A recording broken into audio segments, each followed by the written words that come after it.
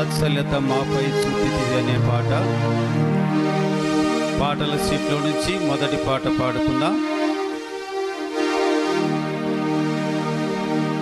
ప్రభువా నీ కార్యములు ఘనముగా జరిగించితివి, ప్రభువా నీ కార్యములు ఘనముగా జరిగించితివి, అనుదినము నీ వాత్సల్యత మాపై చూపితివి, అనుదినము నీ వాత్సల్యత మాపై చూపితివి. యేసయ్యా స్తోత్రములు, యేసయ్యా నీకే స్తోత్రములు, యేసయ్యా స్తోత్రములు, యేసయ్యా నీకే స్తోత్రములు. ప్రభువా నీ కార్యములు ఘనముగా జరిగించితివి, ప్రభువా నీ కార్యములు ఘనముగా జరిగించితివి, అనుదినము నీ వాత్సల్యత మాపై చూపితివి, అనుదినము నీ వాత్సల్యత మాపై చూపితివి.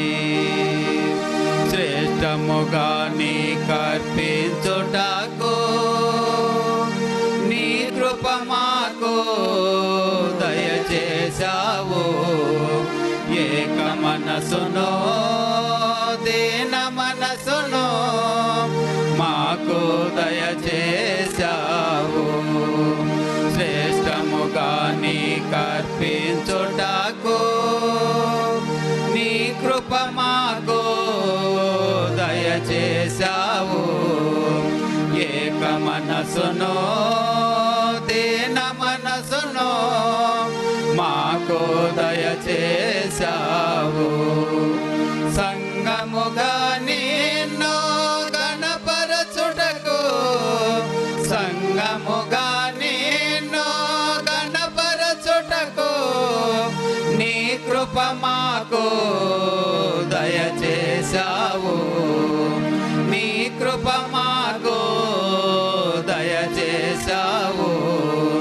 నీ నామ ఘనతకై మందిరమును ఉంచుము దేవా, ఉంచుము దేవా, నీ కృపకై మా స్తోత్రములు.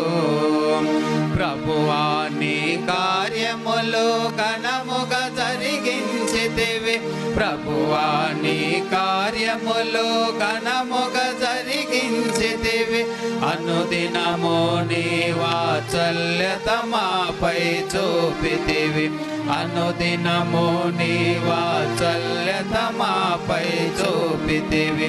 యేసయ్యా స్తోత్రములు, యేసయ్యా నీకే స్తోత్రములు, యేసయ్యా స్తోత్రములు, యేసయ్యా నీకే స్తోత్రములు. మా మనవి వినుటకు సమీపముగా వచ్చావు, కలిమిలోనో లేమిలోనో నీకిచ్చుటకు దీన మనసునిచ్చావు. మా మనవి వినుటకు సమీపముగా వచ్చావు, కలిమిలోనో లేమిలోనో నీకిచ్చుటకు దీన మనసునిచ్చావు. నీ దృష్టికి అనుకూలముగా, నీ దృష్టికి అనుకూలముగా నడచుటకు కృప చూపావు, నడచుటకు కృప చూపావు. నీ నిబంధనను నెరవేర్చుటకు కనికరము చూపుము దేవా, చూపుము దేవా, నీ దయకై మా స్తోత్రములు. ప్రభువా నీ కార్యములు ఘనముగా జరిగి జరిగించితివి ప్రభువా నీ కార్యములు ఘనముగా జరిగించితివి అనుదినము నీ వాత్సల్యత మాపై చూపితివి అనుదినము నీ వాత్సల్యత మాపై చూపితివి యేసయ్యా స్తోత్రములు యేసయ్యా నీకు స్తోత్రములు యేసయ్యా స్తోత్రములు యేసయ్యా నీకే స్తోత్రములు నమ్మదగిన దేవుడవు నీ కార్యములు చేయుటకు కృప చూపావు దావీదు కాలములో నేడు మా కాలములో నీ కనికరము మాపై చూపావు నమ్మదగిన దేవుడవు నీ కార్యములు చేయుటకు కృప చూపావు దావీదు కాలములో నేడు మా కాలములో నీ కనికరము మాపై చూపావు ఇమ్మానుయేలు దేవుడుగా ఎబెనెజరు దేవుడుగా ఇమ్మానుయేలు దేవుడుగా ఎబెనెజరు దేవుడుగా నీవు మాకు తోడుగా ఉన్నావు నీవు మాకు తోడుగా ఉన్నావు నమ్మకముగా నీ సాక్షులుగా మీ కొరకై జీవించుటకు దయచూపుము దేవా దయచూపుము దేవా నీ సన్నిధి మాపై ఉండునుగాక ప్రభువా నీ కార్యములు ఘనముగా జరిగించితివి ప్రభువా నీ కార్యములు ఘనముగా జరిగించితివి అనుదినము నీ వాత్సల్యత మాపై చూపితివి అనుదినము నీ వాత్సల్యత మాపై చూపితివి యేసయ్యా స్తోత్రములు యేసయ్యా నీకే స్తోత్రములు యేసయ్యా స్తోత్రములు యేసయ్యా నీకే స్తోత్రములు ప్రభువా నీ కార్యములు ఘనముగా జరిగించితివి అనుదినము నీ వాత్సల్యత మాపై చూపితివి అనుదినము నీ వాత్సల్యత మాపై చూపితివి అనుదినము నీ వాత్సల్యత మాపై చూపితివి. అలాగే రెండవ పాట బేతేలు దేవుడే ఇజ్రాయేలు దేవుడు అందరికీ దేవుడు ఆదరించు దేవుడు అనే పాట పాడుకుందాం. మనకి ఇవ్వబడినటువంటి పాటల సీట్లో నుంచి రెండవ పాట బేతేలు దేవుడే అనే పాట.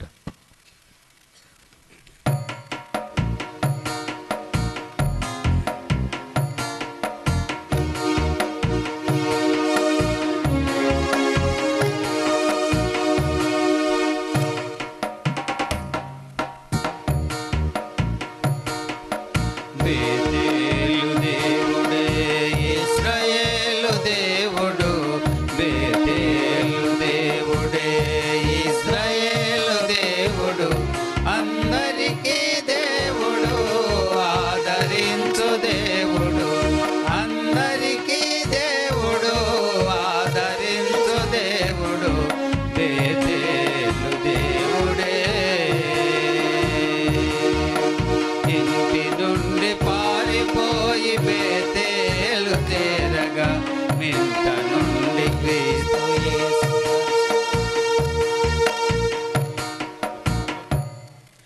ఇంటి నుండి పారిపోయి బేతేలు చేరగా మింట నుండి క్రీస్తు యేసు దర్శనము చూచెను. ఇంటి నుండి పారిపోయి బేతేలు చేరగా మింట నుండి క్రీస్తు యేసు దర్శనము చూచెను. ఒంటరి అయ్యున్నవాడు వేల వేలాయను, ఒంటరి అయ్యున్నవాడు వేల వేలాయను. లెక్కింపవీలుగాని జనములను పొందెను, లెక్కింపవీలుగాని జనములను పొందెను. బేతేలు దేవుడే ఇశ్రాయేలు దేవుడు, బేతేలు దేవుడే ఇశ్రాయేలు దేవుడు. అందరికీ దేవుడు, ఆదరించు దేవుడు, అందరికీ దేవుడు, ఆదరించు దేవుడు. బేతేలు దేవుడే. వేషధారి మోసకారి బేతేలు చేరగా యేసయ్య రాకకు రహదారి ఆయను. వేషధారి మోసకారి బేతేలు చేరగా యేసయ్య రాకకు రహదారి ఆయను. క్రీస్తు యేసు ఇల్లాయను ఇశ్రాయేలు వంశము, క్రీస్తు యేసు ఇల్లాయను ఇశ్రాయేలు వంశము. భూలోక వంశములకు ఉపకారి ఆయను, భూలోక వంశములకు ఉపకారి ఆయను. బేతేలు దేవుడే ఇశ్రాయేలు దేవుడు, బేతేలు దేవుడే ఇశ్రాయేలు దేవుడు. అందరికీ దేవుడు, ఆదరించు దేవుడు, అందరికీ దేవుడు, ఆదరించు దేవుడు. బేతేలు దేవుడే. దమస్కు మార్గములో వెళ్ళుచున్న పౌలుకు నింగి నుండి యేసుక్రీస్తు దర్శనము కలిగెను. దమస్కు మార్గములో వెళ్ళుచున్న పౌలుకు నింగి నుండి యేసుక్రీస్తు దర్శనము కలిగెను. దేవుని ప్రియ సంగమైన బేతేలు కోసమే, దేవుని ప్రియ సంగమైన బేతేలు కోసమే. లెక్కింపవీలుగాని శ్రమలెన్నో పొందెను, లెక్కింపవీలుగాని శ్రమలెన్నో పొందెను. బేతేలు దేవుడే ఇశ్రాయేలు దేవుడు, బేతేలు దేవుడే ఇశ్రాయేలు దేవుడు. అందరికీ దేవుడు, ఆదరించు దేవుడు, అందరికీ దేవుడు, ఆదరించు దేవుడు.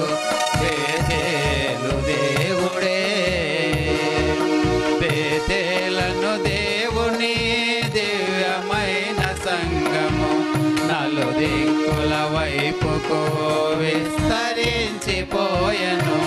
బేతేలను దేవుని దివ్యమైన సంగము నలుదిక్కుల వైపుకు విస్తరించిపోయెను. నశించు ఆత్మలకు ఆశ్రయపురమాయను, నశించు ఆత్మలకు ఆశ్రయపురమాయను. పరలోకపు గవినిగా రూపాంతరముందెను, పరలోకపు గవినిగా రూపాంతరముందెను. బేతేలు దేవుడే ఇశ్రాయేలు దేవుడు, బేతేలు దేవుడే ఇశ్రాయేలు దేవుడు. అందరికీ దేవుడు, ఆదరించు దేవుడు, అందరికీ దేవుడు, ఆదరించు దేవుడు. బేతేలు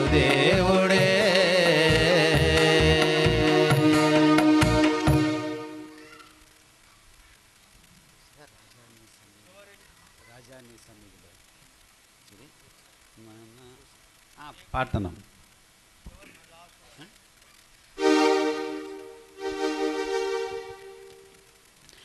తరువాత మూడవ పాట కూడా పాడుకుందాం. రాజా నీ సన్నిధి.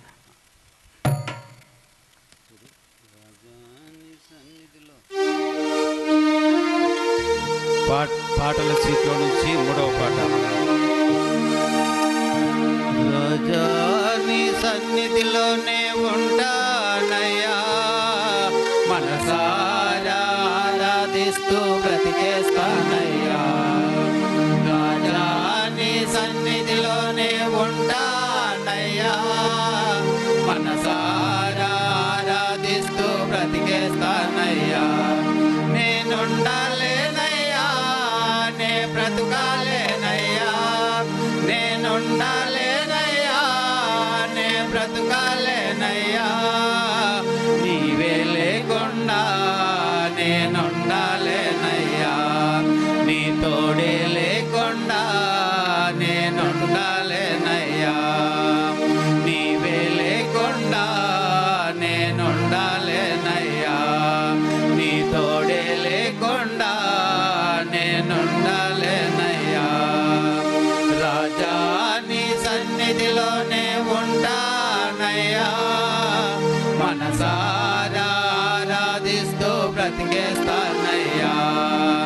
రాజా నీ సన్నిధిలోనే ఉంటానయ్యా, మనసారా ఆరాధిస్తూ బ్రతికేస్తానయ్యా. నీ సన్నిధానంలో సంపూర్ణ సంతోషము, ఆరాధించుకునే విలువైన అవకాశం. నీ సన్నిధానంలో సంపూర్ణ సంతోషం, ఆరాధించుకునే విలువైన అవకాశం. కోల్పోయినవన్నీ నాకు ఎచ్చోటకును, బాధల నుండి బ్రతికించుటకును. కోల్పోయినవన్నీ నాకు ఎచ్చోటకును, బాధల నుండి బ్రతికించుటకును. నీవే రాకపోతే నేనేమైపోతును, నీవే రాకపోతే నేనేమైపోతును. నేనుండాలేనయ్యా, నే బ్రతుకాలేనయ్యా, నేనుండాలేనయ్యా, నే బ్రతుకాలేనయ్యా. నీవే లేకుండా నేనుండాలేనయ్యా, నీ తోడే లేకుండా నే బ్రతకాలేనయ్యా.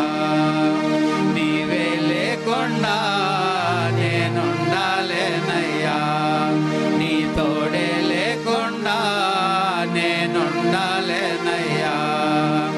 రాజా నీ సన్నిధిలోనే ఉంటానయ్యా, మనసారా ఆరాధిస్తూ బ్రతికేస్తానయ్యా.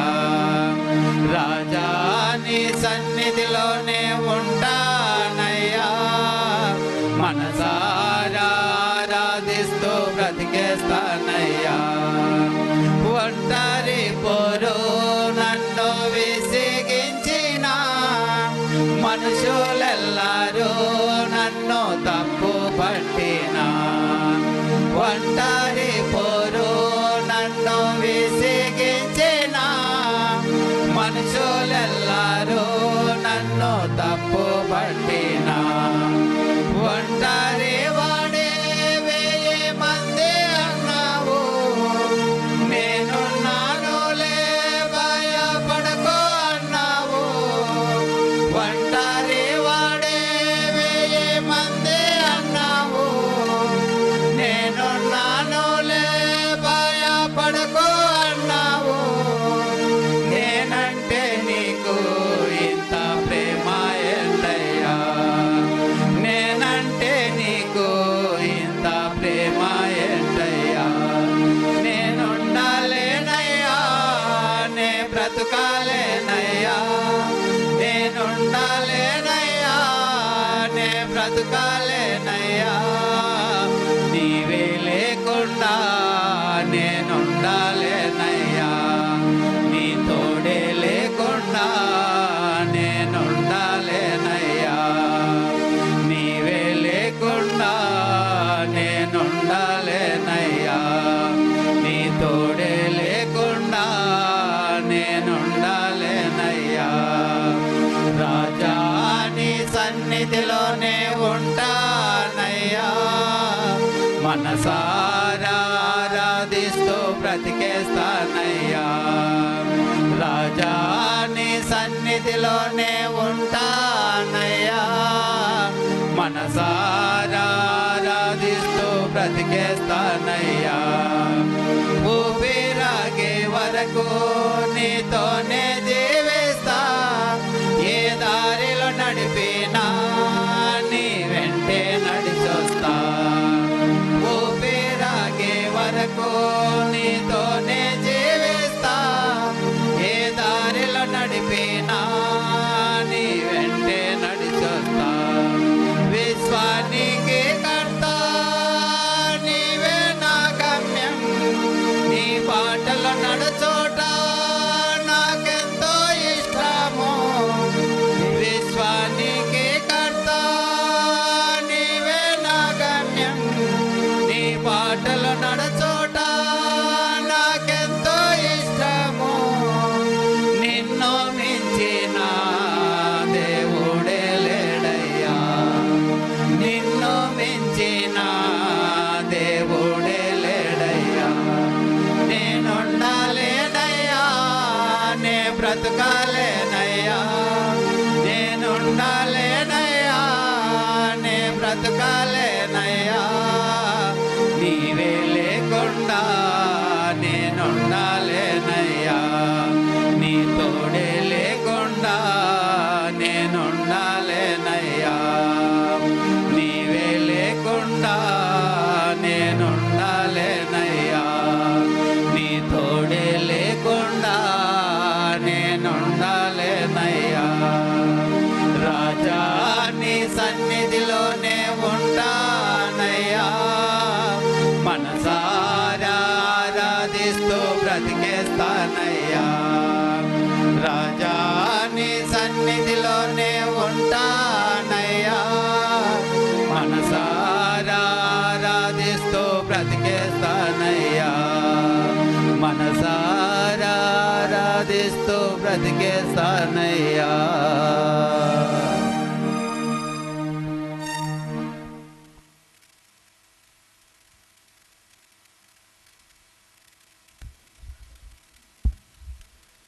ప్రభువునందు ప్రియమైన సహోదర సోదరులారా, మనం ప్రార్థించిన రీతిగా మన ప్రియులు మరి దైవజనులు బ్రదర్ శ్యాంబాబు గారు కడప నుండి సమయానికి చేరి వచ్చారు.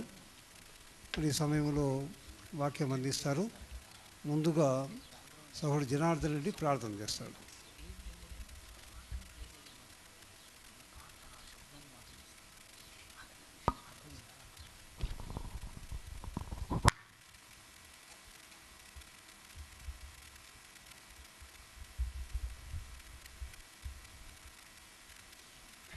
ప్రార్థన చేసుకుందాం. మహాపరిశుద్ధుడైన తండ్రి, ప్రేమగల నాన్న, దయాళుడైన మా యేసు ప్రభువా, మీకు స్తోత్రాలు నాయన. మేమందరము ప్రార్థించి కనిపెట్టి నిరీక్షించి నీతిగా నాయన 4 రోజుల నుంచి నాయన తండ్రి మీ పాద సన్నిధి కలిగి ఉండుటకు, మీ జీవాల ఆటలు ఇనుటకు నాయన మీరు కృప అనుగ్రహించారు తండ్రి. స్తోత్రాలు. బేతేలు మందిర స్థాపన జరిగిన 45 సంవత్సరాల నిమిత్తము తండ్రి జరిగిన మీటింగులు బట్టి నాయన మిమ్మల్ని స్తుతిస్తున్నాం. అనేకమైన జీవుల మాటలు నాయన మీ దాసును బలపరిచి అందించిన విధానాన్ని బట్టి స్తోత్రాలు నాయన. విన్న మాటలన్నీ మా హృదయాల్లో పదిలపరుచుకుని తండ్రి వాక్యానుసారంగా నడుచుకునే మా జీవితాలను నాయన సరిచేసి చక్కదిద్దినందుకు నాయన మీకు స్తోత్రాలు.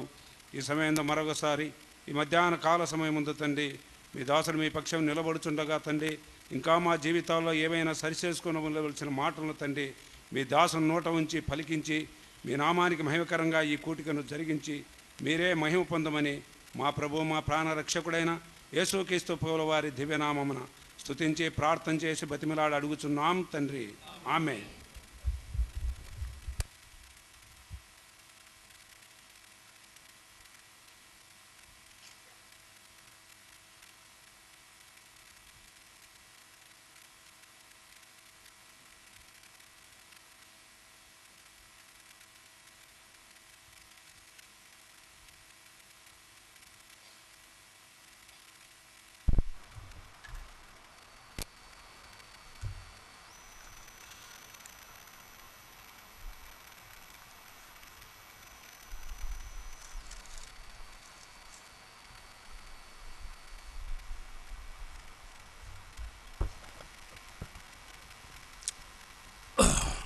ప్రభు నామానికి మహిమ కలుగును గాక. ప్రియమైన సహోదరి సహోదరులారా, చేరివచ్చిన ఒక్కొక్కరికి ప్రభు నామమున ప్రేమవందనాలు తెలియజేస్తున్నాను. ముఖ్యంగా బేతేల్ అసెంబ్లీ పెద్దలు పాలరెడ్డి గారు, సుబ్బారెడ్డి గారు, మస్తాన్ రెడ్డి గారు, వారితో సహకరించే కార్యనిర్వాహకులందరికీ, సంఘ సహవాసంలో ఉన్న ప్రతి కుటుంబానికి కృతజ్ఞతలు, ప్రేమవందనాలు తెలియజేస్తున్నాను. ఆదివారం మరి వరుసగా మీరు వారమంతా సువార్త పనిలో ఉండి, సభలలో ఉండి, ఆదివారం ఆరాధన తర్వాత మరలా మధ్యాహ్నం ఈ కూడికకు చేరి రావడం చాలా కష్టతరమైన విషయమే. అయినా శ్రద్ధ కలిగి రాగలిగిన ప్రియులను బట్టి ప్రభుకు స్తోత్రములు. నేను ఇంకా కొంచెం ముందుగా రావాల్సింది, కానీ మరొక కారణాన్ని బట్టి సకాలంగా చేరగలనా లేదా అనే సందేహం కూడా కలిగింది. ప్రభు కృప వల్ల ఈ సమయానికి తెచ్చినందుకై ప్రభుకు స్తోత్రములు చెల్లిస్తున్నా. పులివెందుల సంఘ క్షేమం కొరకు, బేతేలు ద్వారా జరిగే పరిచర్య కొరకు ప్రార్థన చేస్తున్నాము. అలాగే అల్పులమైన మా కొరకు మీరు కూడా ప్రార్థిస్తున్నందుకు మీ అందరికీ కృతజ్ఞతలు తెలియజేస్తున్నా.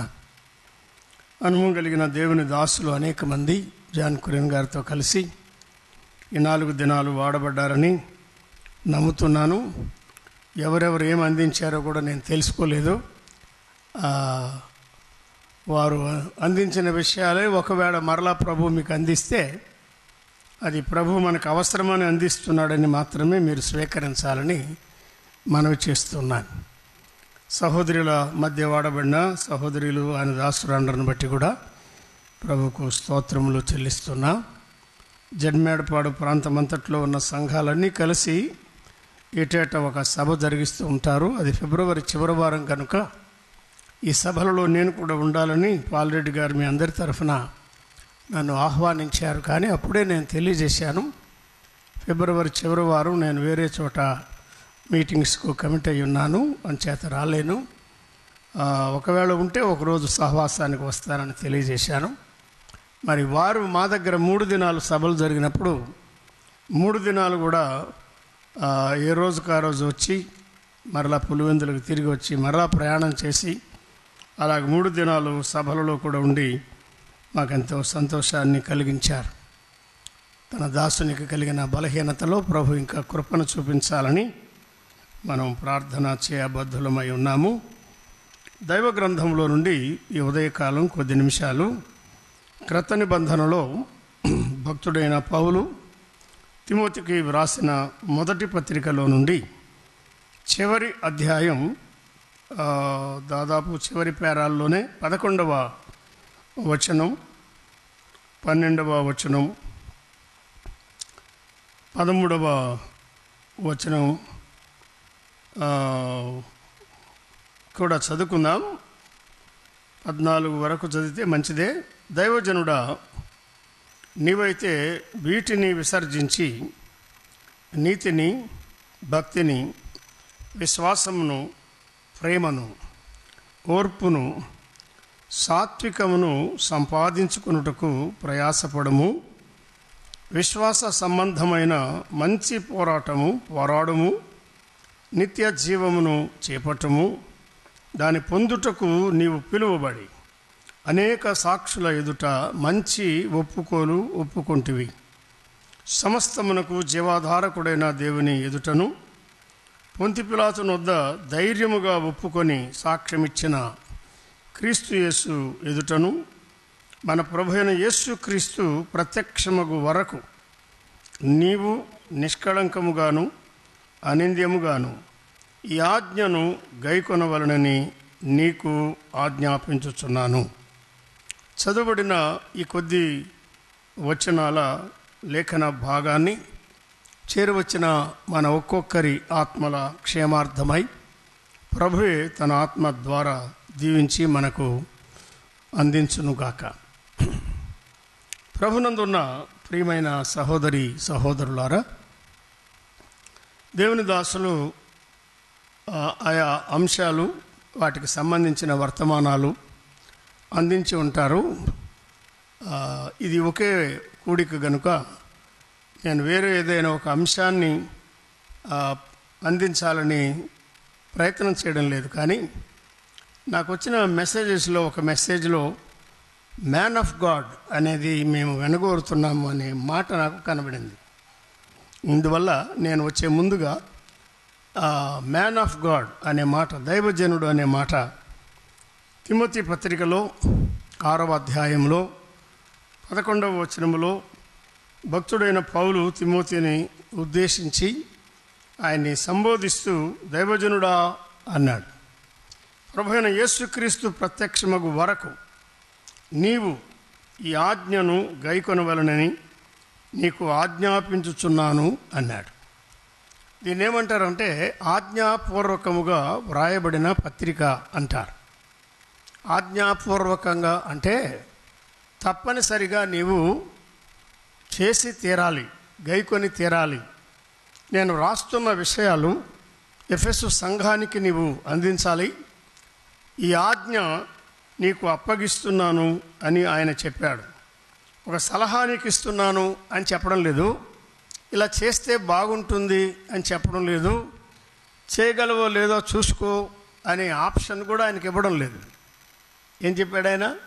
ఇది నేను ఆజ్ఞాపూర్వకముగా నీకు అందిస్తున్నాను అన్నాడు. ఈ మాటలు ఈ పత్రికలో మనం చదువుతున్నాం. 5వ అధ్యాయం, దీని ప్రక్కనే 5వ అధ్యాయంలో 21వ వచనంలో కూడా ఒకసారి చెప్పాడు చూడండి. 5:21, 5:21 విరోధ బుద్ధితోనైనను పక్షపాతముతోనైనను ఏమీయూ చేయక నేను చెప్పిన ఈ సంగతులను గైకొనవలనని దేవుని ఎదుటను క్రీస్తు యేసు ఎదుటను ఏర్పరచబడిన దేవదూతల ఎదుటను నీకు ఆనబెట్టుచున్నాను అన్నాడు. ఆనబెట్టుచున్నాను. 1వ అధ్యాయం 18వ వచనంలో కూడా ఆజ్ఞాపూర్వకముగా వ్రాయబడిన పత్రిక అనడానికి ఒక స్పష్టమైన ఆధారం ఇచ్చాడు. 1:18 నా కుమారుడైన తిమోతి, నీవు విశ్వాసమును మంచి మనసాక్షియు కలిగిన వాడవై నిన్ను గూర్చి ముందుగా చెప్పబడిన ప్రవచనముల చొప్పున ఈ మంచి పోరాటము పోరాడవలనని వాటిని బట్టి ఈ ఆజ్ఞను నీకు అప్పగించుచున్నాను అన్నాడు. చాలా పత్రికలు క్రొత్త నిబంధనలో ఉన్నవి. దాదాపు పౌలు ద్వారానే 14 పత్రికలు ఆయన వ్రాసి పంపించాడు, కొన్ని వ్యక్తిగతంగా, కొన్ని సంఘాల కొరకు. అయినను ఈ పత్రికలో దేవుని సంఘములో, దేవుని మందిరం అంటే జీవము గల దేవుని సంఘం. సంఘము దేవునిదే, కానీ సంఘము నాది కాదు, నీది కాదు, మరెవరిది కాదు. అది మనం గుర్తుంచుకోవాలి. సంఘం ఉంటుంది, మనం ఉండం. సంఘానికి మనం ప్రారంభం కాదు, మన ముగింపు కాదు. కొన్నిసార్లు శరీరాన్ని బట్టి మనం ఏమనుకుంటామంటే ఈ సంఘం నేను లేకుండా ఏమి చేయలేదు, ఏమి సాగదు, ఈ సంఘానికి అల్ఫా ఒమేగా నేనే అని అనుకుంటాం. అనకపోయినా లోపల అనుకుంటాం మనం. అది ప్రభువుకి ఇష్టమైనది కాదు. మనమెవరు? పరలోకములో ఉన్న తండ్రి తన కుమారుని శిరస్సుగా సంఘానికి నియమించాడు, పునాదిగా నియమించాడు. సంఘమైన సైన్యం అయితే ఆయన సైన్యాధిపతిగా ఉన్నాడు. సంఘము ఆయన పెండ్లి కుమార్తె అయితే ఆయన పెండ్లి కుమారుడుగా ఉన్నాడు. ఎన్నో పోలికలు మనం చూస్తూ ఉన్నాం. ఎఫెసీ పత్రికలోనే 1వ అధ్యాయంలో ఆయన శిరస్సై ఉన్నాడు, సంఘమైన శరీరం అని చెప్పాడు. హెచ్చింపబడిన శిరస్సుగా, పరలోకంలో ఉన్న శిరస్సుగా ఆయన ఇక్కడ చూపిస్తున్నాడు. ఎంతో హెచ్చుగా ఆయన శిరస్సుగా ఉన్నాడు అని. జీవము ఆయనలో నుండి రావాలి, ఆలోచనలు ఆయనలో నుండి రావాలి, ఆధిపత్యం కూడా ఆయనలో నుండే సంఘానికి రావాలి అనే భావములో 1వ అధ్యాయంలో చెప్పాడు. 2వ అధ్యాయంలో సంఘము ఆయన కట్టడం, ఆ కట్టడానికి పునాది ఆయనే, ముఖ్యమైన మూలరాయి పునాది మన ప్రభు అయిన యేసుక్రీస్తే అని చెప్పాడు. ఇక 3వ అధ్యాయంలో సంఘం ఆయన కుటుంబం అని చెప్పాడు. దేవుని కుటుంబముగా మనం పిలువబడుతున్నాం. ఆయన తండ్రిగా ఉండి మనల్ని కుమారులనుగా కుమార్తెలనుగా స్వీకరించాడు. తను ఎందరు అంగీకరించారో వారికి అందరికీ, అనగా తన నామమున విశ్వాసం ఉంచిన వారికి అందరికీ దేవుని పిల్లలు అనే అధికారం ఆయన అనుగ్రహించాడని యోహాను సువార్తలో మనం చదువుతున్నాం.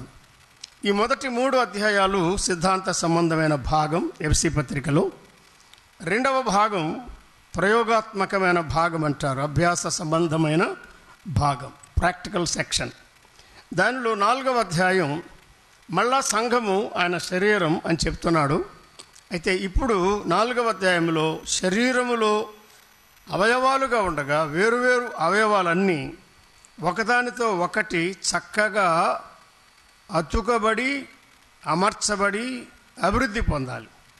ఆ సత్యాన్ని చెప్పాడు. అవయవాలుగా మన ధర్మాలు, సంఘములో అవయవాలు అంటే సహోదరులు ఉన్నారు, సహోదరులు ఉన్నారు, అందరూ members of the body, organs of the body, ఒక శరీరంలో ఉన్న అవయవాలు. కనుక పని లేని అవయవాలు ఏమి లేవు, అన్నిటికీ ఆయన పని నియమించాడు. అయితే స్థానము గమనించి పరిచర్య మనం జరిగించాలని అక్కడ నేర్పిస్తున్నాడు. 5వ అధ్యాయానికి రాగా సంఘము ఆయన పెండ్లి కుమార్తె, ఒకడే పురుషునికి ప్రదానం చేయబడిన పెండ్లి కుమార్తెగా మన మనసంతా ఆ ప్రభువు మీదనే, ఆ ప్రియుని మీదనే నిలుపుకొని ఆయన రాక కొరకు మనం ఎదురు చూడాలి, జాగ్రత్తగా ఉండాలి. ఆయన వచ్చే సమయానికి ఆయన ఎదుట నిలువబడినప్పుడు మనలో ఏ లోపము ఆయన కనుగొనకుండానట్లుగా మనం అమర్చుకొని సిద్ధపడాలి, శుద్ధి చేసుకోవాలి, సిద్ధపడాలి, మెలకువగా ఉండాలి, జాగ్రత్తగా ఉండాలి, ఎదురు చూస్తూ ఉండాలి అనే ఆలోచనలు ఆయన 5వ అధ్యాయంలో మనకు అందిస్తున్నాడు. ఇక చివరిగా 6వ అధ్యాయంలో సంఘం ఆయన సైన్యంగా ఉన్నారు. ఈ దురాత్మల సమూహాలు లోకములో ఉండగా, వాయుమండల సంబంధమైన సేనలు లోకములో ఉండగా, ఆఖరికి పాతాళలోక సంబంధమైన శక్తులు కూడా సంఘానికి వ్యతిరేకంగా ఉండగా, ఆయన పిల్లలమైన మనము ఈ రక్త మాంసాలతో కాదు కానీ, శరీరులతో కాదు కానీ, మన పోరాటం ఎవరితో ఉన్నదో ఎరిగి దానికి తగిన ఆయుధాలు సిద్ధపాటు కలిగి ధరించుకోవాల్సినవి ధరించుకొని ప్రభువు కొరకు ఎదురు చూస్తూ పారిపోకూడదు, వెన్ను చూపకూడదు, నిలబడాలి. స్టాండ్ ఈ దేర్ ఫోర్, కాబట్టి మీరు నిలబడండి, పోరాడండి అనే పాఠాన్ని ఆయన నేర్పిస్తున్నాడు. అంటే ఎఫ్సి పత్రిక అంతటి సారాంశాన్ని కొద్ది నిమిషాల్లో మనం జ్ఞాపకం చేసుకున్నాం. ప్రభువు మనకేమై ఉన్నాడు, సంఘము ఆయనకేమై ఉన్నది, అది మనం ఆలోచన చేస్తున్నాం. ఇక్కడ తిమోతి పత్రికలో భక్తుడైన పౌలు ఎఫెసులో ఉన్న సంఘం అక్కడ 3 సంవత్సరాలు సేవ చేసి వారు వెళ్ళిపోతూ ఉండగా తిమోతికి బాధ్యతలు అప్పగించి వెళ్ళారు.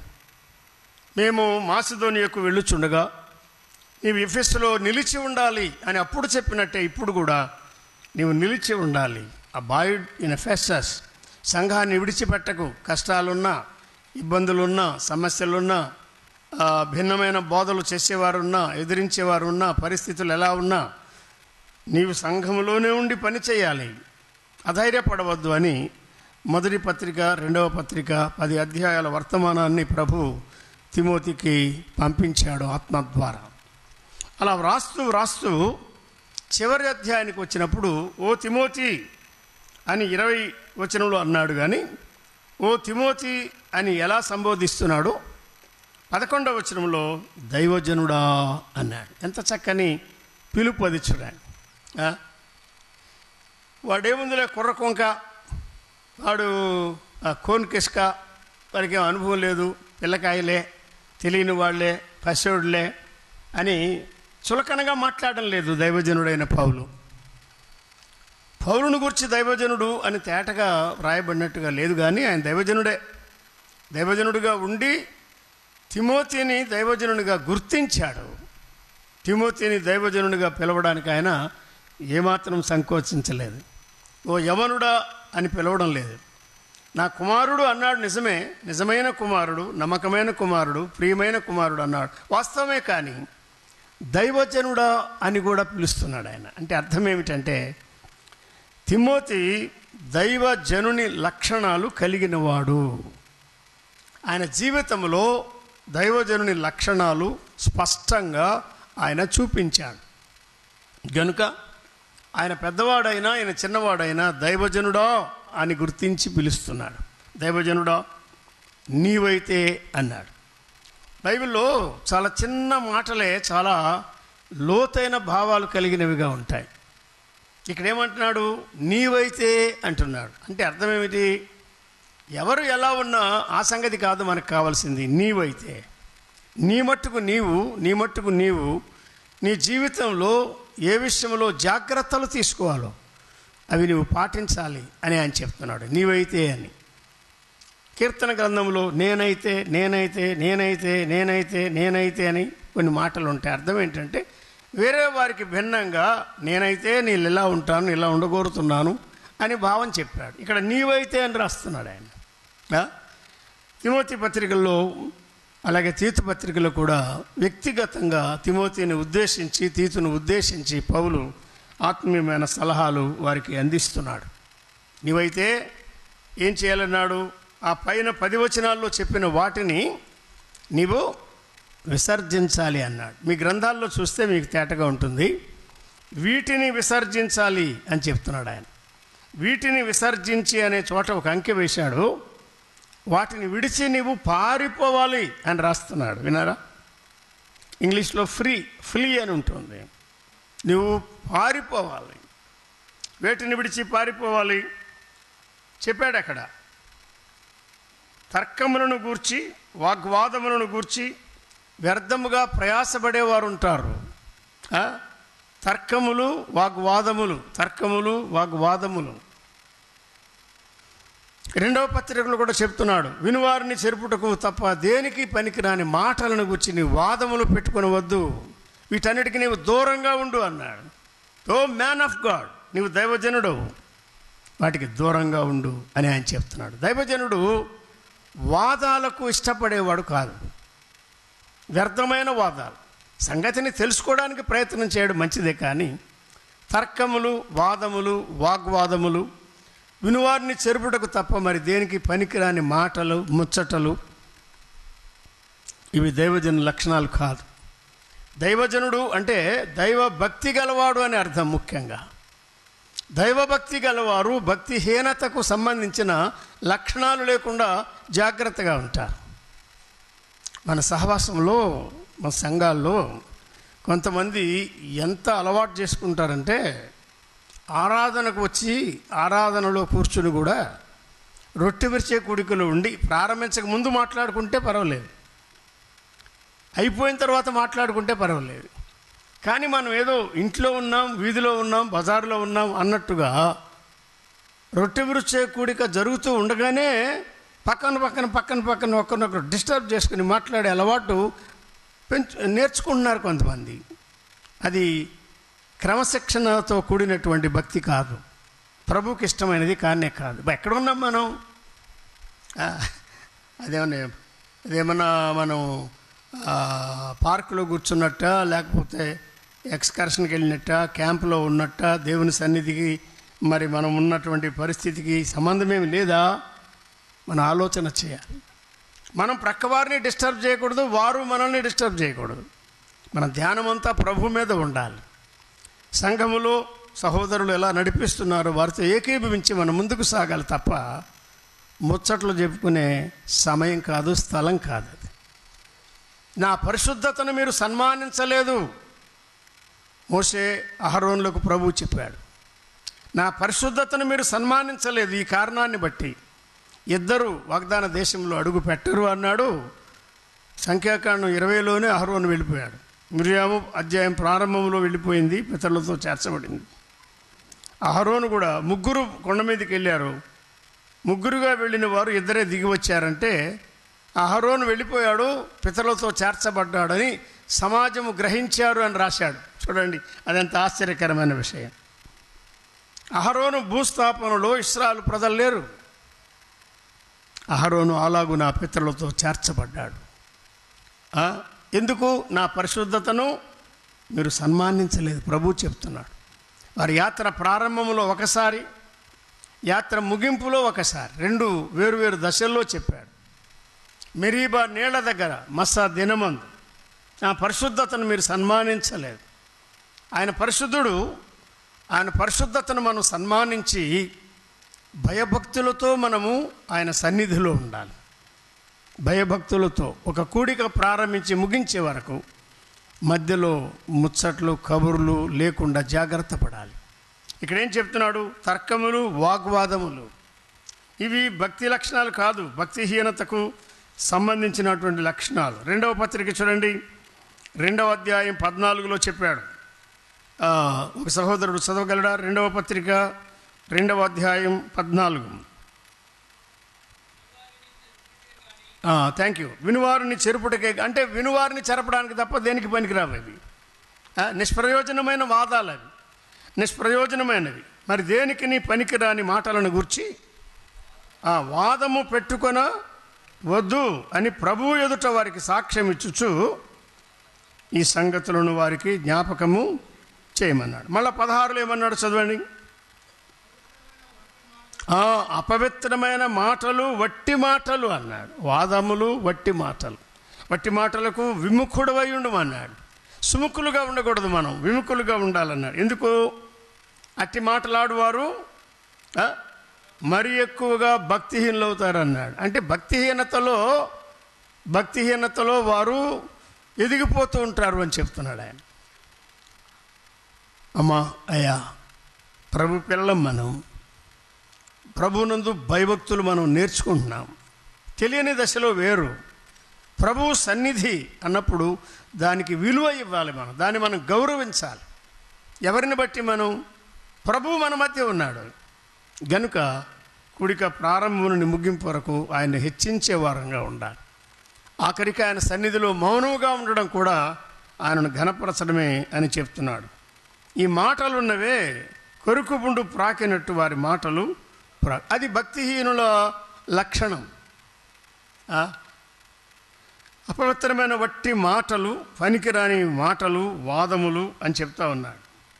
దుర్నీతికి దూరముగా ఉండమని చెప్పాడు 19వ వచనంలో. ప్రభువు నామమును ఒప్పుకొను ప్రతివాడు దుర్నీతి నుండి తొలగిపోవాలి అంటున్నాడు. అది దుర్నీతి అంటే దాని నుండి మనం దూరముగా తొలగిపోవాలి. నీతిని ప్రేమించాలి, దుర్నీతిని ద్వేషించాలి. దైవజనుల లక్షణాలు ఆయన తేటగా చెప్తున్నాడు. మరికొన్ని విషయాలు కూడా చెప్పాడు. యవనేచ్ఛల నుండి దూరముగా పారిపోమన్నాడు. నీ భక్తిని పాడు చేసే దేనికి కూడా నీవు సహకరించవద్దు. నువ్వు వారితో నీవు కలిసిమెలిసి ఉండవద్దు. నేర్పులేని మూఢుల వితర్కములు, 23వ వచనం. నేర్పులేని మూఢుల వితర్కములు జగడములను పుట్టించునని ఎరిగి అట్టి వాటిని విసర్జించుము. ఎందుకు రాస్తున్నాడు ఈ మాటలు?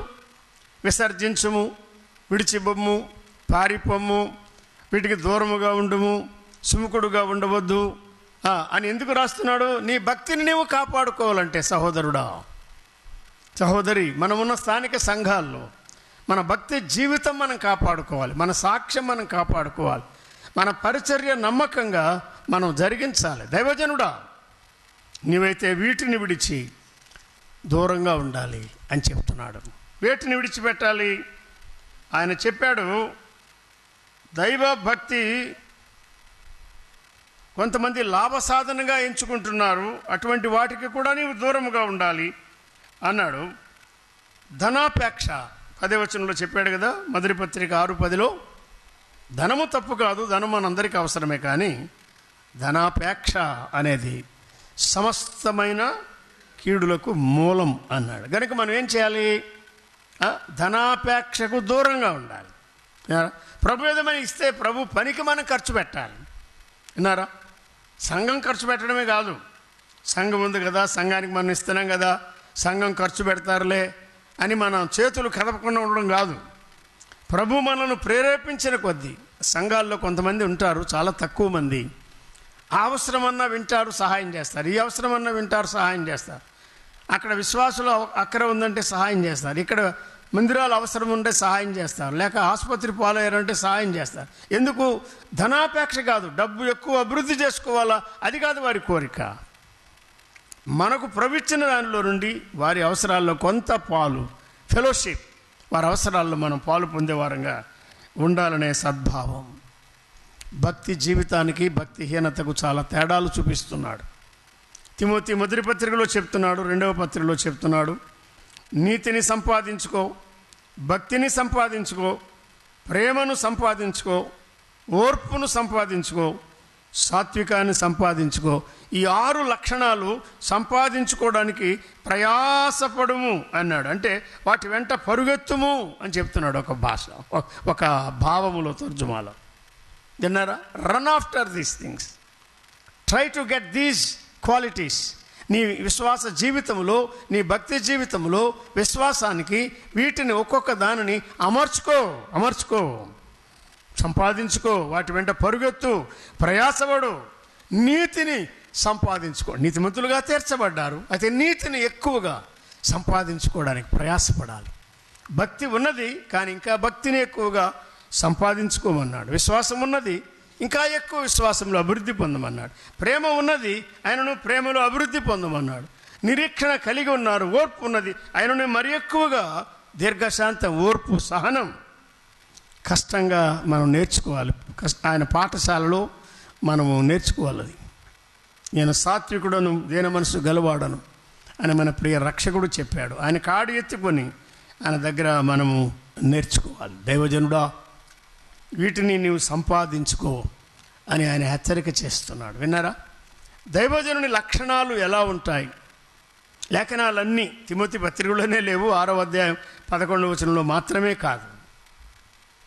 దైవజనులు ఎలా ఉంటారు? వారిని చూడగానే వారి జీవితాలు మనతో మాట్లాడేవిగా ఉంటాయి. తిమోతి మొదటి పత్రిక కానీ, రెండవ పత్రిక కానీ, తీతు పత్రిక కానీ, ఈ పత్రికలలో, అలాగే కొరింథీ 2వ పత్రిక, తెస్సలోని 2వ పత్రిక, తిమోతి 2వ పత్రిక, పేతురు 2వ పత్రిక, యోహాను 2వ పత్రిక, ఆల్ సెకండ్ ఎపిసోడ్స్ దాదాపుగా క్రొత్త నిబంధనలు.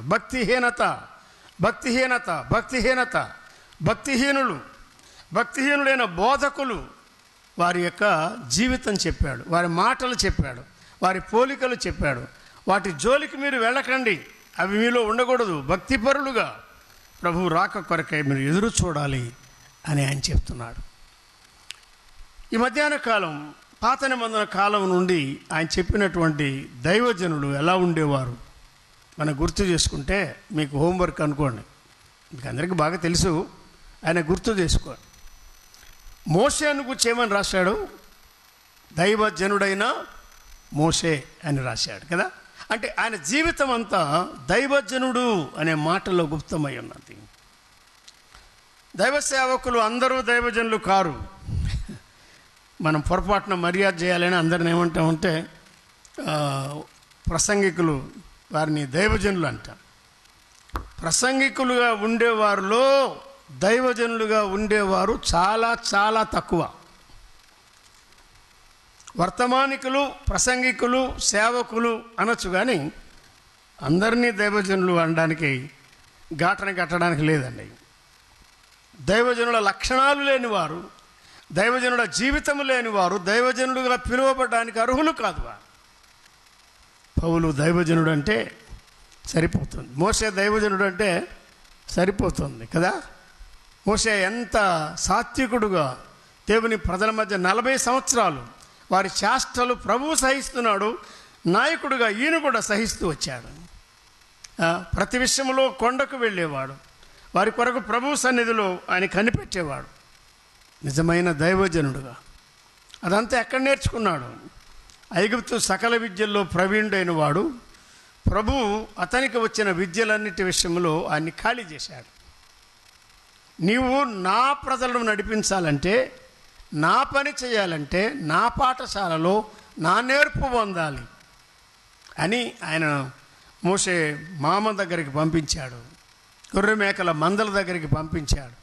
ఇంత గొప్ప ప్రవీణుడు రోజు ఆ మందను తీసుకుని పోవడం, నడిపించడం, ఆ ఎండలో ఉంచడం, అవసరమైతే నీళ్ళ దగ్గరికి నడిపించడం, నీడకు నడిపించడం, వాటిలో ఏదైనా గొర్రెకు కానీ మేకకు కానీ ఏదైనా గాయమైతే దానికి చికిత్స చేయడం, పరిచర్య చేయడం, ఈ రీతిగా సహనంతో 40 సంవత్సరాలు పరిచర్య చేశాడు.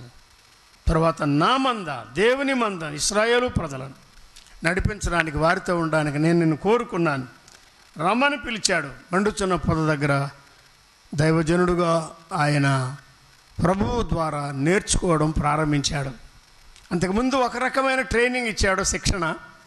తర్వాత అలా లాస్ట్ 40 years, చివరి 40 సంవత్సరాలు మరొక రకమైన శిక్షణ ఆయన మోషేకి ఇచ్చారు. తర్వాత సమూయేలుని గురించి మనం చదువుతున్నాం కదా. ఒక్కసారి మనం సమూయేలు మొదటి గ్రంథం 9వ అధ్యాయం చూడండి. 1-2 వచనాలు ప్రోత్సాహకరంగా మనం జ్ఞాపకం చేసుకుందాం.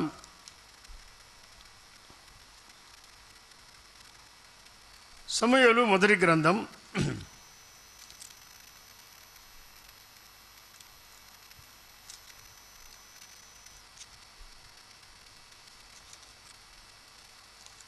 9వ అధ్యాయంలో 6వ వచనాన్ని చదువుకుందాం. ఒకరు చదవండి. 9వ అధ్యాయం, ఒక సహోదరుడు చదవండి.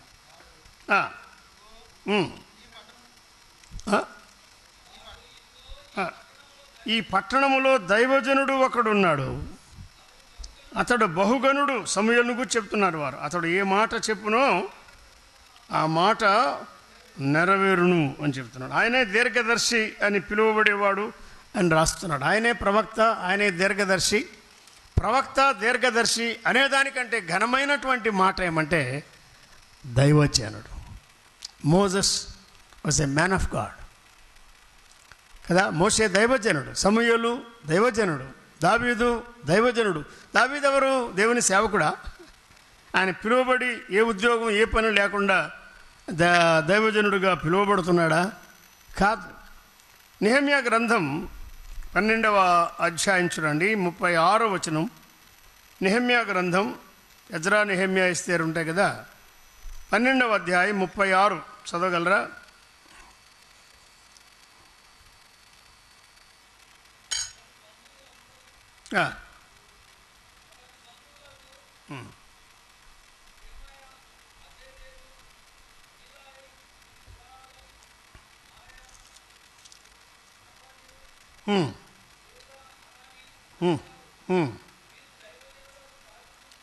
ఫుల్ స్టాప్ పెట్టాడు కదా. తర్వాత ఏమని రాశాడు? దైవజనుడగు దావీదు అన్నాడు. రాజైన దావీదు అనేది సామాన్యమైన విషయమే. గాయకుడైన దావీదు అనొచ్చు, యోధుడైన దావీదు అనొచ్చు. కానీ ఇక్కడ ఏం చెప్తున్నాడు? దైవజనుడైన దావీదు అన్నాడు. దైవజనుడు అంటే ఇక్కడ ఎక్కువగా ప్రశ్నించకూడదు. దావీదు ఏ లోటు లేనివాడని కాదు. దావీదులో ఉన్న తేడా ఏమంటే లోటుపాట్లు లేనివాడు కాడు, కానీ తన ద్వారా ఏ లోటు జరిగినా లోటును లోటుగా, తప్పును తప్పుగా గుర్తించేవాడు, పశ్చాత్తాపడేవాడు, ఒప్పుకునేవాడు, విడిచిపెట్టేవాడు, రెట్టించకుండా చూసుకునేవాడు. అది అందువల్ల ప్రభు ఏమన్నాడంటే దైవజనుడు దావీదు అని రాస్తున్నాడు. కాబట్టి మోషే దైవజనుడని పిలువబడ్డాడు, సమూయేలు దైవజనుడని పిలువబడ్డాడు, దావీదు దైవజనుడని పిలువబడ్డాడు.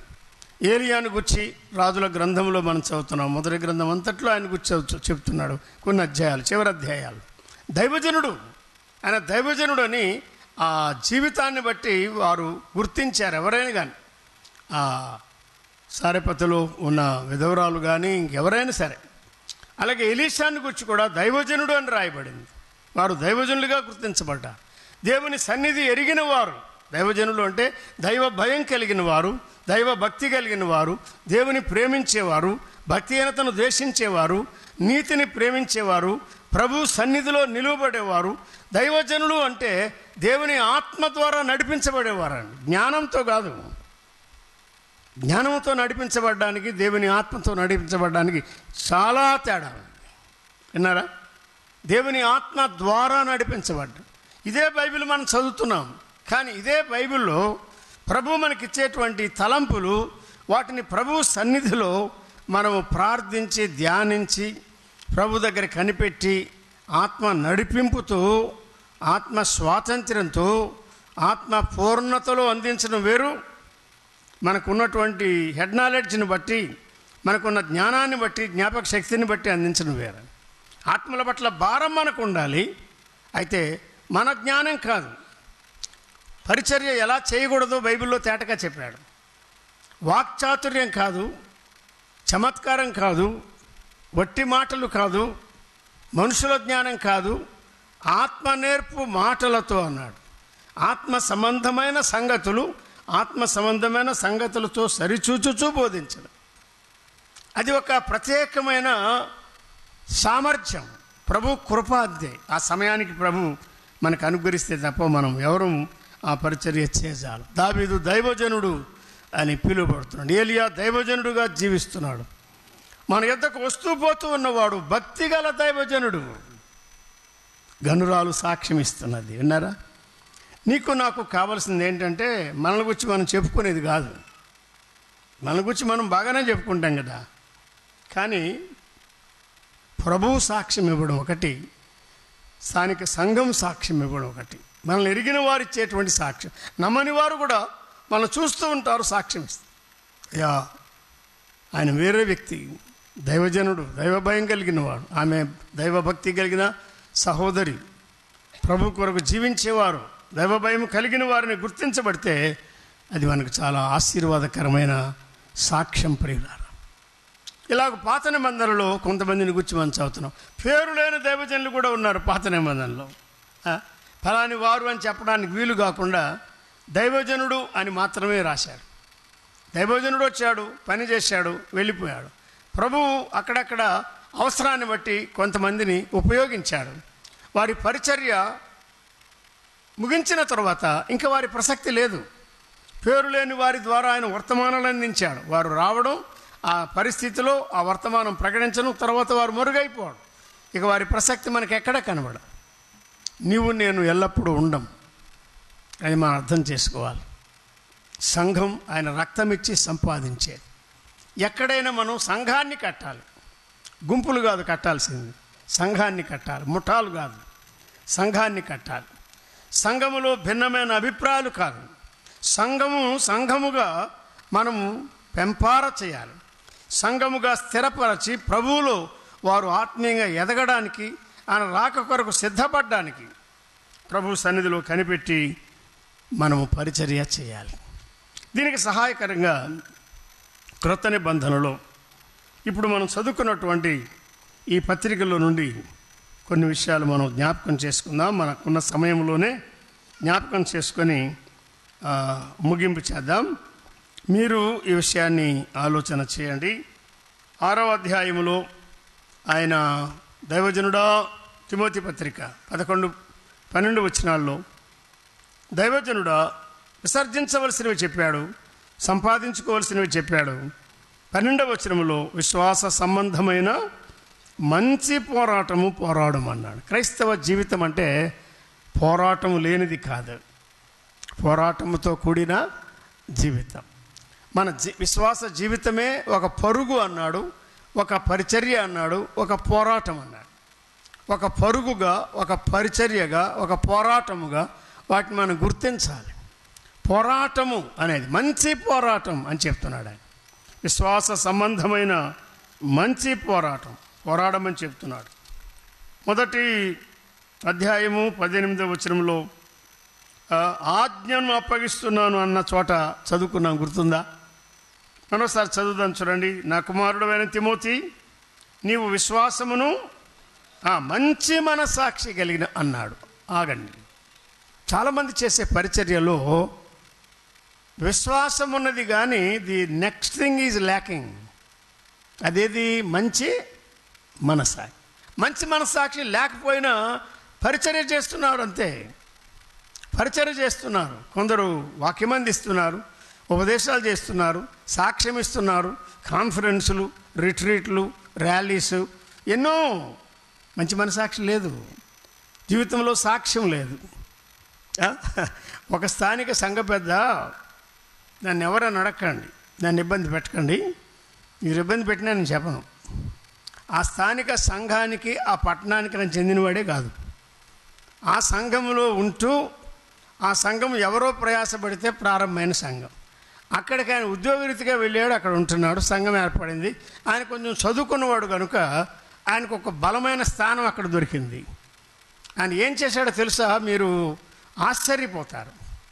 సంఘం యొక్క రాబడి ఆ సంఘములో బాధ్యత గల ఎవరికీ చెప్పకుండా వేరే స్థలములో ఉన్న సంఘానికి ఆ రాబడిని అక్కడికి పంపించి అక్కడ ఒక సొసైటీ పెట్టి ఆ సొసైటీలో ఆయన ఇంటి వారిని సభ్యులుగా పెట్టి లక్షల సొమ్ము సంఘంలో ఎవరికి తెలియకుండా అక్కడ లేకుండా వాడబడకుండా చేశాడు. అక్కడ ఇంకా రాబడి ఉంది కనుక వారికి లోటేమి లేకుండా పోతూ ఉందండి. దైవ భయమేనా? మంచి మనసాక్షేనా? ఈ లోకంలో మాత్రం మంచి పేరు ఉంటుంది. అబ్బో ఆయన అంటే ఎవరండి, ఆయన పలానా, అబ్బో చాలా పెద్ద స్టేటస్ ఉంటుంది. ఏంటి ఉపయోగం? ప్రభు ఎదుట నిలబడినప్పుడు లెక్క చెప్పాలంటే ఏం చెప్పగలరు? అది న్యాయమేనా? అసలు ఏమైనా న్యాయమేనా? కొన్ని సంవత్సరాల తర్వాత ఇటీవల ఆయన తప్పులన్నీ బయటపడతాయని కొద్ది మొత్తం మాత్రం ఇద్దరు సహోదరులకు అప్పగించాడని, ఇది సంఘానికి సంబంధించింది. ఈ వేషధారణ, ఈ కుయుక్తులు ప్రభు దగ్గర చల్లగలవా? ఆలోచించారు. అంటే అర్థం ఏంటి? Without good conscience, clean conscience, మనసాక్షి శుద్ధిగా లేకపోయినా సొమ్ము విషయంలో ఎన్ని అవకతవకలు ఉంటాయి. సొమ్ము దగ్గర శోధించబడేవారు ఉంటారు. ప్రభు కృపచేత మనమున్న సంఘాల్లో నమ్మకస్తులను ప్రభు దయచేస్తూ ఉన్నాడు. మా స్థానిక సంఘాన్ని గురించి గతంలో మరి ఆయా సంగతులు నిర్వహించిన వారిని గురించి నేను చెబుతుండేవాడిని. ఒక్క రూపాయి కూడా ఏ విషయంలో తేడా రాకుండా నమ్మకంగా వాటిని నిర్వహిస్తారు. మంచి మనసాక్షి లేకుండా మనం ఎలా పరిచర్య చేయగలం? నా జీవితాన్ని ఎరుగని వారి దగ్గర నేను చెప్పే వివరాలు, వార్తలు, వర్తమానాలు కాదు. మనల్ని ఎరిగిన వారు ఉన్నా, ఎరిగిన వారు లేకపోయినా దైవ భయంతో ప్రభుపక్షంగా మనం నిలబడ్డామని మంచి మనసాక్షిని మనం కాపాడుకోవాలి. సమూయేలు చెప్పినట్టుగా మరి ఏ విషయంలో కూడా ఏదైనా ఆక్షేపణ ఉందా అని సమాజాన్ని అడగగలిగాడు. ఏ ఆక్షేపణ లేదని వారు చెప్పగలుగుతున్నారు. సమూయేలు 12వ అధ్యాయంలో ఆయన కుమారుల విషయమై కొంత కొరత ఉండేది అంతకుముందు 8వ అధ్యాయంలో. కానీ 12లోకి వచ్చినప్పుడు ఎవరు ఏ ఆక్షేపణ చేయడం లేదు. అటువంటి మనసాక్షి సంఘములో సేవ చేసే వారికి అవసరం. సేవ చేసే సంఘాలు నడిపించే సేవకులు, సంఘాలు నడిపించే నాయకులు, సంఘాలు నడిపించి పరిచయం చేసేవారు మనసాక్షి లేకుండా ఎన్ని విషయాల్లో నేరారోపణ కలిగి మనం చేస్తున్నాం. ఆలోచించే అసలు మన గుండె మీద చేపెట్టుకొని సంఘంలో ఈ పరిచయం చేయడానికి నేను యోగ్యుడు అని మనం చెప్పగలమా? We will be found unworthy. ఆయన ఎదుటికి వచ్చినప్పుడు అయోగ్యులుగా, లోటుపాట్లు కలిగిన మనం కనబడతాం. సంఘం అనేది చిన్న విషయం కాదు. ప్రభు దగ్గర ఎంతో అభ్యాసం చేయాలి, కనిపెట్టాలి, ఎక్సర్సైజ్ చేయాలి. అందుకే ఇక్కడ చెప్పాడు, దైవభక్తి విషయమై సాధకం చేసుకో అని చెప్తున్నాడు ఆయన. చదవండి మొదటి పత్రిక, తిమోతి పత్రిక 4వ అధ్యాయం 7వ వచనంలో ఏం చెప్పాడు? ముచ్చటలు విసర్జించమన్నాడు. మనం జ్ఞాపకం చేసుకున్నాం కదా, మీటింగ్లో ముచ్చటలు పనికిరావు. ఖాళీగా ఉన్నప్పుడు ఏమైనా మాట్లాడుకోవచ్చు, విషయాలు పంచుకోవడం తప్పు కాదు. ఆ ముచ్చట్లను విసర్జించి దైవభక్తి విషయంలో నీకు నీవే సాధకము చేసుకో అని చెప్తున్నాడు. ఎందుకు? 8వ వచనం, శరీర సంబంధమైన సాధకము కొంత మట్టుకే ప్రయోజనకరం అన్నాడు. ఈ జిమ్కి వెళ్ళడం, వాకింగ్ చేయడం, ఇంకా కొన్ని ఎక్సర్సైజ్ చేయడం సహాయకరమే, కానీ కొంత మట్టుకే అన్నాడు. తర్వాత దైవభక్తి విషయంలోను, అంటే ఇప్పటి జీవం విషయంలోను, రాబోవు జీవం విషయంలోను వాగ్దానంతో కూడినది అయినందున అది అన్ని విషయములలో ప్రయోజనకరము అగును అన్నాడు. అందుకే 6వ వచనం ప్రారంభించినప్పుడు 4వ అధ్యాయం 6వ వచనంలో ఈ సంగతులు, భక్తి సంబంధమైన సంగతులు నీవు అనుసరించుచు వచ్చిన విశ్వాస సుబోధ సంబంధమైన వాక్యముల చేత నీవు పెంపారుచు ఉంటావు అన్నాడు. వినారా? మొదటి పత్రిక అంతా నీవు క్రీస్తు యొక్క మంచి పరిచారకుడవు అన్నాడు. A good minister of Jesus Christ. ఈ 6 అధ్యాయాలు ఒక పరిచర్య, సువార్త పరిచర్య మొదటి అధ్యాయం చెప్పాడు, ప్రార్థన పరిచర్య 2వ అధ్యాయంలో చెప్పాడు, నాయకత్వం ఎలా ఉండాలో, దానికి లక్షణాలు ఏమిటో, కుటుంబంగా ఎలా ఉండాలి, వ్యక్తిగతంగా ఎలా ఉండాలి, సంఘములు ఎట్లా ఉండాలి, సంఘానికి వెలపట్టి వారు ఎట్లా ఉండాలి, ఇవన్నీ 3వ అధ్యాయంలో చెప్పాడు. 4వ అధ్యాయంలో దైవ సేవకుని గురించి రాస్తున్నాడు. సువార్త ప్రకటించేవారా దైవభక్తి గలవారే ఉండాలి, ప్రార్థించేవారా దైవభక్తి గలవారే ఉండాలి, అధ్యక్షులుగా ఉండేవారా దైవభక్తి గలవారే ఉండాలి, పరిచారకురాండ్రా దైవభక్తి గలవారై ఉండాలి, సేవకుల దైవభక్తి గలవారై ఉండాలని చెప్పాడు. కనుక నీవేం చేయాలా? 15 చదువు, 4:15. నీవు ఎప్పుడో 30 సంవత్సరాల కింద నీకు ఏది ఉందో అదే కాదు. నీవు అభివృద్ధి పొందుతూ ఉండాలి. విశ్వాసములో, ప్రేమలో, ప్రార్థనలో, స్తుతులలో, సేవలో, సాక్ష్యములో, వాక్యములో, సహనములు, ఇచ్చుటలు, చేర్చుకున్నట్లు, పరిచర్య చేయట్లు, ఆతిథ్యం ఇచ్చుటలు, ఈవులిచ్చుటలు, అన్నిటిలో నీవు అభివృద్ధి పొందాలి. నీ అభివృద్ధి అందరికీ తేటగా కనబడాలి. ఇది దైవ భక్తి గలవారి లక్షణం అని చెప్తున్నాడు ఆయన. 5వ అధ్యాయంలో దైవ భక్తి కలిగి మనం నేలకు క్రమశిక్ష అనేది అమలు చేయాలో ఆయన నేర్పిస్తున్నాడు. 6వ అధ్యాయంలో దైవ భక్తి ఎటువంటిది 6వ వచనంలో చెప్పాడు చూడండి. 6:6 సంతుష్టి సహితమైన దైవభక్తి. ఆశలు ఆశలు ఆశలు అంటే ఆశలకు అంత ఉండదు, అలా కాదు. కానీ ప్రభు మనకిచ్చిన దానితో మనము తృప్తి కలిగి ప్రభువా నీకు స్తోత్రం అని ప్రభును మనం స్తుతించాలి. సంతుష్టి సహితమైన దైవభక్తి ఇది కలిగి మనం జీవించాలి అని ఆయన చెప్తున్నాడు. ఎవరు ధనాపేక్ష వల్ల నష్టపోతున్నారో ఎరిగి అటువంటి వాటికి మనం దూరముగా పారిపోవాలి, వాటిని విడిచిపెట్టి వెళ్ళాలి. విసర్జించండి, దూరముగా ఉండండి, తొలగిపోండి, వాటిని విడిచిపెట్టి పారిపోండి, బయటికి రండి. మీరు దేవుని దృష్టిలో ఇష్టలుగా కనబడాలి అని ఆయన చెప్తున్నాడు. మంచి పరిచర్య చేయాలి, మంచి ఒప్పుకున్నావు, మంచి పోరాడాలి అని ఆయన మొదటి పత్రికలో చెప్తున్నాడు. రాబో జీవానికి మంచి పునాది వేసుకోమని 6వ అధ్యాయం 19లో ఆయన చెప్తున్నాడు. 2వ పత్రికలో కూడా దైవభక్తి కలిగిన దైవజనుడు తిమోతి ప్రభు కొరకు ఎలా ఒక నమ్మకమైన సేవకుడుగా ఆయన ఎదుర్కొనేటువంటి సమస్యల మధ్య ప్రభు కొరకు ఎలాగూ జీవించాలో ఆయనకు చెప్తున్నాడు. దైవజనుడు ఆ మాట నిజమే, కానీ ఆయనకి శరీర రీతిగా బలహీనతలు ఉన్నాయి, మానసికంగా కూడా బలహీనతలు ఉన్నాయి. మొదటి పత్రిక 5వ అధ్యాయం 23 చదివే 5:23.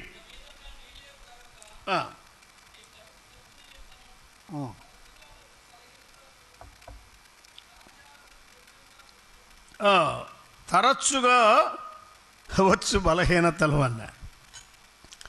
మనలో అందరూ ఆరోగ్యరీతిగా దిట్టలం కాదు కదా, బలహీనులు ఎక్కువ మంది ఉన్నారు. రకరకాల బలహీనతలు, కడుపు బలహీనతలు ఉంటాయి కదా, తరచుగా వచ్చే బలహీనతలు అన్నాడు. కడుపు జబ్బు నిమిత్తము అన్నాడు. గ్యాస్ట్రోఎంటరాలజిస్టులు అప్పుడు వారికి అందుబాటులో లేరు కదా, డాక్టర్ లూకున్నాడు, కానీ తరచుగా కలిగే బలహీనతలని ఒక మాట చెప్పాడు. మరి 2వ పత్రికలు ఏమంటాడంటే ఆయనకున్న మానసికమైన బలహీనతలు చెప్పాడు. చూడండి, 2వ పత్రిక 1వ అధ్యాయం 7వ వచనం చదువుదాం.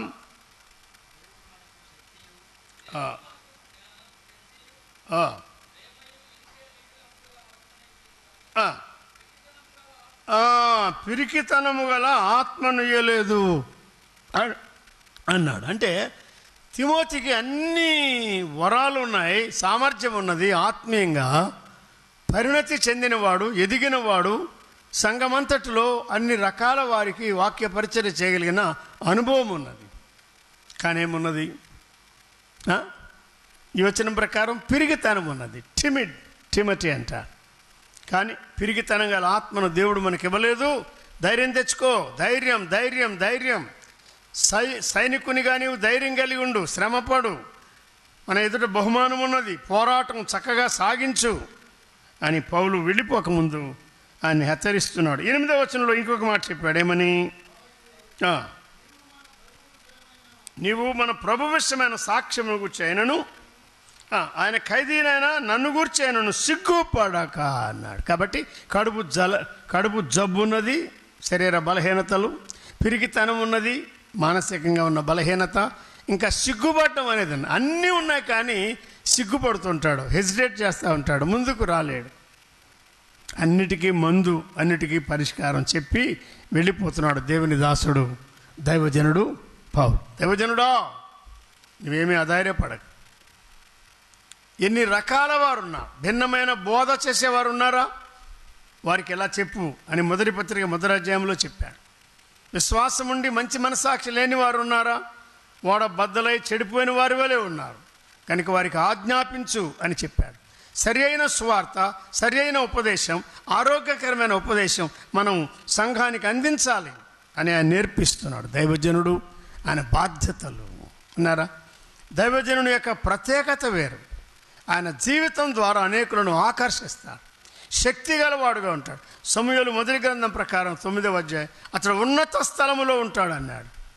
అంటే ఆత్మీయంగా ఎత్తైన ప్రమాణాలు, ఉన్నతమైన ప్రమాణాలు కలిగిన వాడుగా ఉంటాడు. చిలిపి చేష్టలు లేనివాడుగా ఉంటాడు. చిన్న చిన్న వాటికి అలిగేవాడుగా, ఆయాసపడేవాడుగా, తన యొక్క సహనాన్ని కోల్పోయేవాడుగా ఉండడు అని దాని యొక్క భావం. A godly man, man of God, God likeness, ప్రభువు యొక్క పోలిక అది నేర్చుకుంటాడు. ఆయన ద్వారా ఆ పాఠశాలలో అమర్చబడుతూ ఉంటాడు, ఎదుగుతూ ఉంటాడు, ఆయన రూపానికి మలచబడుతూ ఉంటాడు. Character of the man of God and his characteristics.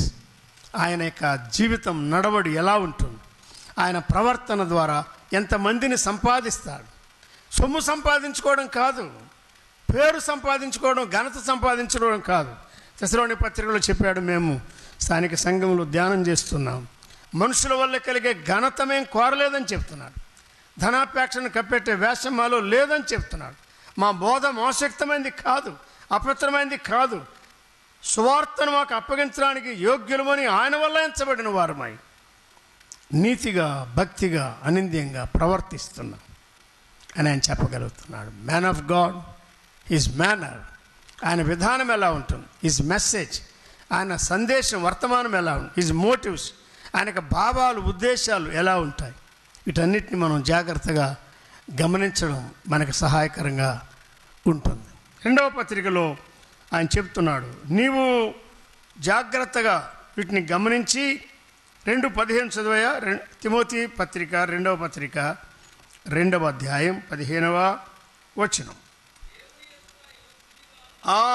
దేవుని ఎదుట యోగ్యుడే అయినా యోగ్యునిగాను, సిగ్గుపడనక్కరలేని పనివానిగాను, సత్యవాక్యమును సరిగా ఉపదేశించి బోధించువానిగా, విభజించి బోధించువాని, సరిగా విభజించి బోధించువానిగా నిన్ను నీవే దేవునికి కనపరుచుకో, జాగ్రత్త పడు అని చెప్తున్నాడు. సిగ్గుపడవలసిన వారి లక్షణాలు నీలో లేకుండా జాగ్రత్త పడతాడు తిమోతి. ఆయనకు తెలుసు అపవిత్రం వట్టి మాట్లాడువారు మరీ ఎక్కువగా భక్తిహీనులు అవుతారన్నాడు. ఇప్పుడే మనం జ్ఞాపకం చేసుకున్నాం కదా, అది అన్గాడ్లీ, ఆ భక్తిహీనతకు సంబంధించిన లక్షణాలు, వాటి వివరణ చెప్పాడు. నీవు దూరంగా వెళ్ళిపోవాలా అని చెప్తున్నాడు. 21లో అన్నాడు, ఎవడైనా వీటిలో చేరక తను తాను పవిత్రపరచుకుంటే వాడు పరిశుద్ధపరచబడిన వాడుగా ఉంటాడు, యజమానుడు వాడుకొనుటకు తగిన పాత్రగా ఉంటాడు, ప్రతి సత్కార్యమునకు పూర్ణముగా సిద్ధపరచబడి అని తర్వాత రాశాడు 3వ అధ్యాయంలో. సిద్ధపరచబడి పూర్ణముగా సిద్ధపరచబడిన పాత్రగా, ఘనత నిమిత్తమైన పాత్ర, ఎ వెసల్ అంటు ఆనర్, ఘనత నిమిత్తమైన పాత్ర, యోగ్యమైన పాత్ర, శుద్ధిగా ఉన్న పాత్ర, సిద్ధపడిన పాత్ర, అందుబాటులో ఉన్న పాత్ర, ప్రతి సత్కార్యమునకు. ప్రతి సత్కార్యం అంటే అర్థం ఏమిటి? పేదలకు సహాయం చేయడం, దాని గురించి కాదు ఇక్కడ చెప్పేది. 4వ అధ్యాయంలో అన్ని రకాల ఉపదేశం చెప్పాడు ఆయన. 2వ వచనం ప్రకారం వాక్యము ప్రకటించుము, సమయమందును అసమయమందును ప్రయాసపడుము, సంపూర్ణమైన దీర్ఘ శాంతముతో ఉపదేశించుము, ఖండించుము, గద్దించుము, బుద్ధి చెప్పు. ఇది సంపూర్ణమైన పరిచర్య అన్నాడు. నీ పరిచర్యను సంపూర్ణముగా జరిగించు అని 4:5లో రాస్తున్నాడు. ఏదో ఒక రకమైన పరిచర్య మాత్రమే చేయడం కాదు, ఆల్ టైప్స్ ఆఫ్ మినిస్ట్రీ, అన్ని రకాల పరిచర్య చేస్తూ నీ మట్టుకు నీవే అన్ని విషయాల్లో మాదిరిగా ఉంటూ మితముగా ఉంటూ ప్రభు ఎదుట సిగ్గుబడనక్కరలేని పనివానిగా నువ్వు రుజువు చేసుకో అని చెప్తా.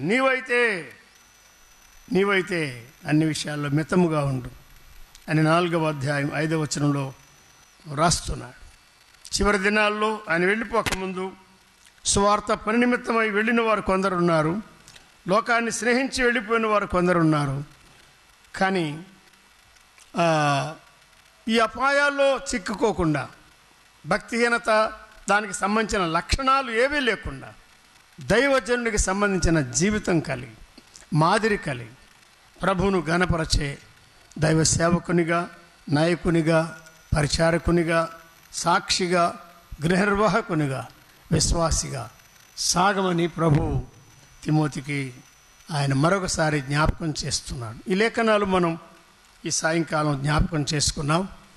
దైవజనుని లక్షణాలు ప్రతి విశ్వాసి మన జీవితంలో ప్రభు కృపచేత అలవాటు చేసుకుందాం. అట్టి కృపను ప్రభు మనకు దయచేయునుగాక. చిన్న మాట ప్రార్థన చేద్దాం, తర్వాత పెద్దలు ప్రకటన చేస్తారు. సర్వకృపానిధియగు మా ప్రియ ప్రభువా, కొంచెం కష్టతరమైన సమయమైన ఆశ కలిగిన వారిని తీసుకుని వచ్చారు. చాలామంది వారి వారి గ్రామాలకు, సంఘాలకు వెళ్ళారు. ఇంకా ప్రయాణాల్లో ఉన్నవారు ఉంటే వారి స్థలాలు క్షేమంగా చేర్చండి. విత్తబడిన వాక్యం ఫలింపచేయండి. దైవజనుని గూర్చి కొన్ని సంగతులు, లేఖనాలు మేము చదువుకున్నాం. అవి మాకు అర్థమవునట్లుగా మేము వాటిని మా జీవితంలో అలవరచగలుగునట్లుగా, పాటించగలుగునట్లుగా మీ కృపను మాకిమ్మని మా ప్రభు అయిన క్రీస్తు యేసు నామమున స్తోత్రములు చెల్లించి వేడుకొనుచున్నాం తండ్రి, ఆమేన్. అందరికీ ప్రభు నామమున ప్రేమవందనాలు. మా కొరకు ఎక్కువ ప్రార్థన చేయండి.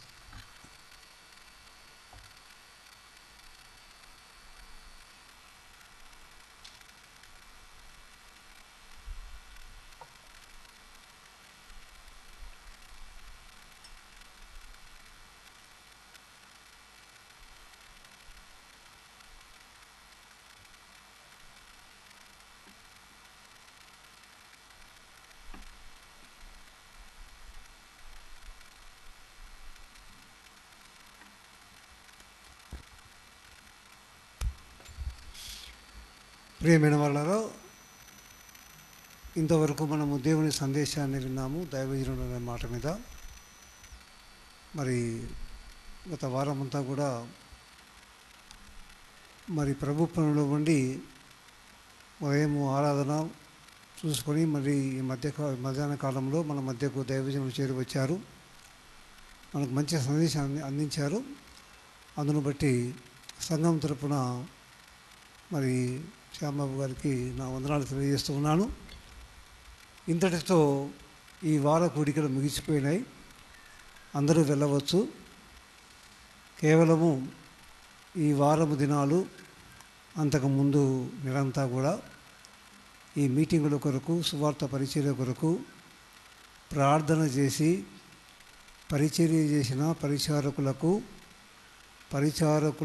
కుటుంబ ప్రార్థనగా మనము సాయంకాలం కలిగి ఉన్నాము. వారికి మాత్రమే ఆ మీటింగ్ ఉంటుంది. వారు మాత్రమే అక్కడికి చేరి రావాలి. మిగతా వారంతా కూడా అందరూ వెళ్ళిపోవచ్చు. కాబట్టి చేరి వచ్చిన వారందరికీ ప్రేమ వందనాలు. అందరికీ కూడా వందనాలు. ఇంతటితో కూడికలు ముగిసినాయి. ఎవరైనా బస్ స్టాండ్కి వెళ్ళాలి అంటే బయటనే వాహనాలు ఉన్నాయి, ఆ వాహనాలు తీసుకొని వెళ్ళిపోవచ్చు. అందరికీ వందనాలు.